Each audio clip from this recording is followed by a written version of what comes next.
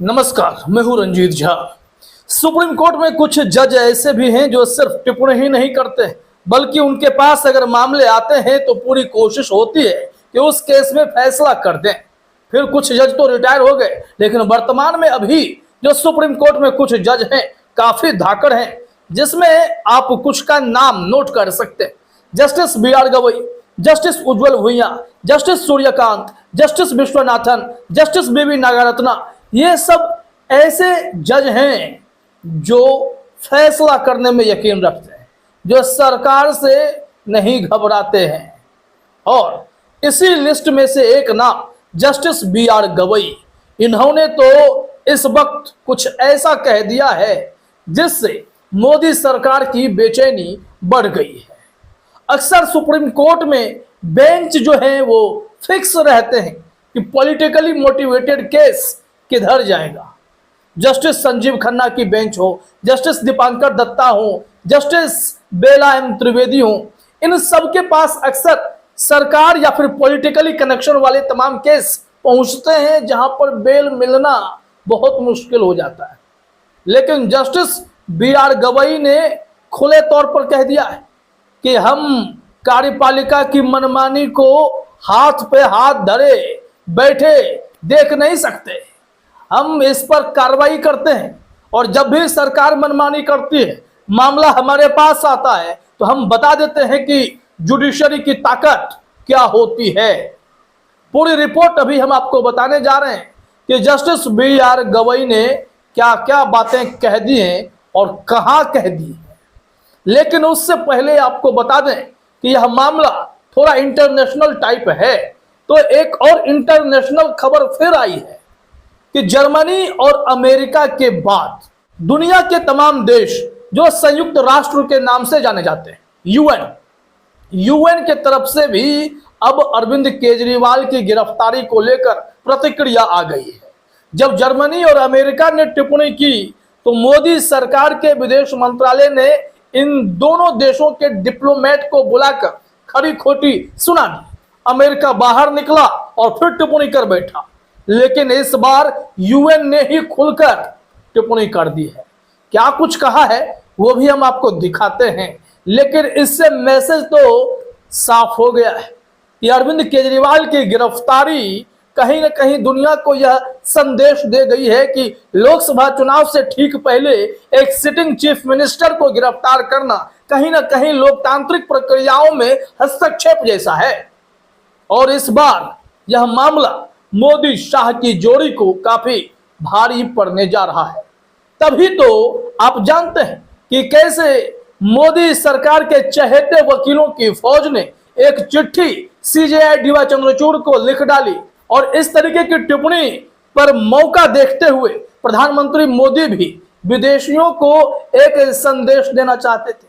अंग्रेजी में उसी लेटर को ट्वीट कर दिया और कांग्रेस को दोषी ठहराया। फिर क्या हुआ आप जानते हैं कि कैसे खड़गे ने इनकी क्लास लगा दी और जुडिशरी की कितनी धज्जियां मोदी सरकार के राज में उड़ी हैं, एक एक हिसाब गिना दिया था। खैर, इस वक्त बारी है कि अरविंद केजरीवाल के मामले में यूएन ने क्या कहा है। आज तक ने लिखा है अमेरिका और जर्मनी के बाद अब यूएन ने की केजरीवाल की गिरफ्तारी पर टिप्पणी, और इन्होंने केजरीवाल और फिर कांग्रेस के बैंक खाते फ्रीज हो जाने के मामले पर टिप्पणी की है।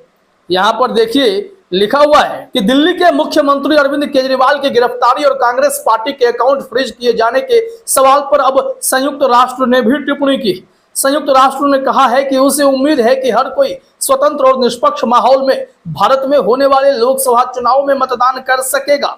यह रिपोर्ट अपने आप में बहुत बड़ी है और शायद यही कारण भी है कि मोदी जी ने अंग्रेजी में उस वकीलों की चिट्ठी को शेयर करते हुए कहने की कोशिश की कि भारत में जुडिशियल सिस्टम ठीक है, बस कांग्रेस आरोप लगा देती है। लेकिन कांग्रेस से ऐसा जवाब मिलेगा मोदी जी ने कभी सोचा भी नहीं था। खैर, अब आइए जस्टिस बी.आर. गवई ने कैसे मोदी सरकार की बेचैनी बढ़ाई है, कैसे उनके छक्के छुड़ा दिए हैं अपने बयानों से, वो इस रिपोर्ट में आप आसानी से समझ जाएंगे। लाइव लॉ की रिपोर्ट अभी हम आपको दिखाने जा रहे हैं। जरा देखिए अपने स्क्रीन पर, हेडलाइन में लिखा गया है जब कार्यपालिका अपने कर्तव्यों का पालन करने में विफल रहती है तो संवैधानिक अदालतें हाथ पर हाथ धरे नहीं बैठी रह सकती। न्यायमूर्ति B.R. गवई, क्या कुछ कहा है इन्होंने, निश्चित तौर पर यह जानने वाली खबर है। अब कहां पर बयान दिया है यह भी देखिए। हार्वर्ड केनेडी स्कूल में अपने हालिया व्याख्यान में न्यायमूर्ति गवई ने कैसे न्यायिक समीक्षा नीति को आकार देती है विषय पर विस्तार से बात की, क्योंकि इन जजों के पास अक्सर केसेज आते नहीं है, भेजे ही नहीं जाते, क्योंकि अब जो जुडिशरी पर निष्पक्षता और पारदर्शिता को लेकर सवाल खड़े होते हैं। दुष्यंत दबे यह कहते हैं कि बीते 10 सालों में मोदी सरकार कोई केस हारती क्यों नहीं, तो वो आप जानते हैं क्यों नहीं हारती। जो जज रिटायर हो रहे हैं, पद पा रहे हैं, जिन्हें गवर्नर का पद मिलता हो, जिन्हें राज्यसभा में एंट्री मिलती हो, वो जज भला क्यों ऐसे ऐसे ऑफर ठुकराएंगे। यहाँ लिखा हुआ है, न्यायमूर्ति गवई ने अपनी अंतर्दृष्टि के माध्यम से संवैधानिकता के आदर्शों को बनाए रखने में भारतीय न्यायपालिका के निरंतर प्रयासों पर प्रकाश डाला। जब सरकार की कार्यकारी शाखा अपने कर्तव्यों को पूरा करने में पीछे हट जाती है, तब उन्होंने कहा कि हमारे सुप्रीम कोर्ट ने इन लोगों को सबक सिखाए हैं कई दफे। इनका कहना है कि भारत में न्यायपालिका ने बार बार प्रदर्शित किया है कि जब कार्यपालिका अपने कर्तव्यों का पालन करने में विफल रहती है तो हमारी संवैधानिक अदालतें हाथ पर हाथ धरे नहीं बैठी रह सकती। और एक इंपॉर्टेंट लाइन जरा गौर कीजिएगा, समय समय पर सरकार और उसके तंत्र बड़ी संख्या में मामलों में व्यक्तियों के अधिकारों को प्रभावित करने वाले निर्णय ले रहे हैं। यहाँ गौर कीजिए क्या कहा जा रहा है कि समय समय पर सरकार और उसके तंत्र बड़ी संख्या में मामलों में व्यक्तियों के अधिकारों को प्रभावित करने वाले निर्णय ले रहे हैं। ऐसे में जो प्रशासनिक अधिकारी हैं, अगर वो ढंग से काम नहीं करेंगे तो फिर उन्हें तो कोई सीधा तो करेगा। यहाँ कहा गया इसलिए सभी प्रशासनिक अधिकारियों के लिए न्यायिक रूप से कार्य करते हुए निर्णय लेना और भी महत्वपूर्ण है। ऐसा इसलिए है क्योंकि अदालत कार्यपालिका द्वारा लिए गए निर्णयों की वैधता और संवैधानिकता की जांच कर सकती है और करती। अभी हाल में जो फैसला आया इलेक्टोरल बॉन्ड का, वो सुप्रीम कोर्ट ने ऐतिहासिक फैसला दिया। इस तरीके के फैसले जब आते हैं, जब चंडीगढ़ में मेयर चुनाव में धांधली होती है और पीठासीन अधिकारी को भरे कोर्ट रूम में कहा जाता है कि आप पर केस चलेगा और चुनाव को पलट दिया जाता है, तब सुप्रीम कोर्ट पर विश्वास बढ़ता है। और जो कार्यपालिका मनमानी करती है तो न्यायपालिका उन्हें खड़े खड़े सबक सिखा देती है।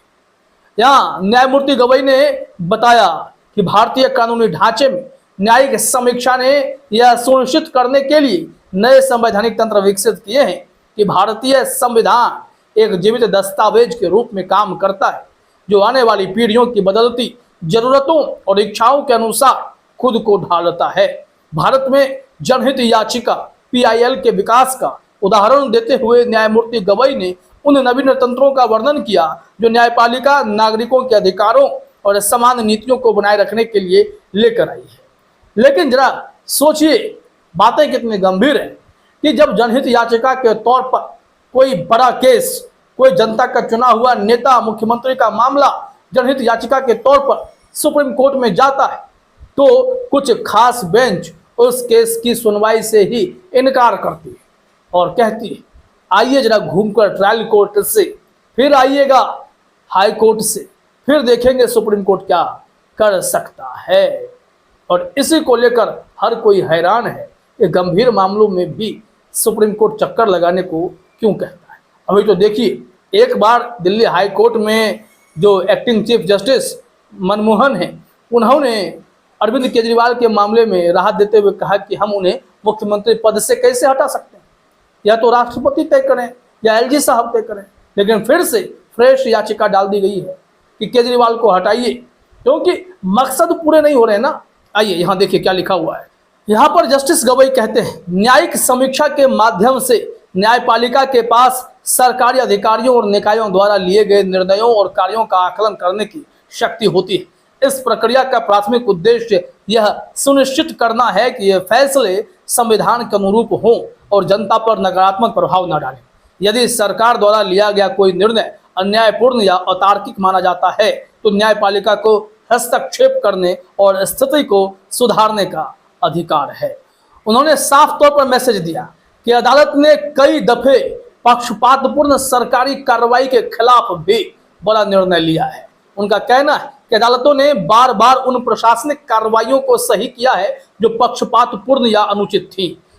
तो कुल मिलाकर जस्टिस गवई ने विदेश में यह मैसेज दिया है कि भारत की न्यायपालिका का काम सरकार के मनमानेपन के खिलाफ जाकर उन्हें दुरुस्त करना है, उन्हें ठीक करना है, उन्हें सबक सिखाना है। ऐसे में न्यायपालिका हाथ पर हाथ धरे तो बैठी नहीं रह सकती है। तो क्या जस्टिस गवई जैसे इन जज जो सुप्रीम कोर्ट में हैं, उनके पास ऐसे केसेज आएंगे जहां पर तुरंत इंसाफ की उम्मीद जग जाती हो? CJI D Y Chandrachud master of roster होते हैं, वो अगर चाहें तो कई केसेज को कई बेंचों के पास भेज सकते हैं, लेकिन यहाँ पर फिलहाल तो ऐसा होता दिखाई नहीं पड़ता है। तो इंतजार कीजिए जस्टिस गवई के तेवर का यह जुडिशरी कितना इस्तेमाल कर पाती है और वो समय कब आता है। फिलहाल इस वीडियो में इतना ही। आप सभी का हमसे जुड़ने के लिए बहुत बहुत धन्यवाद।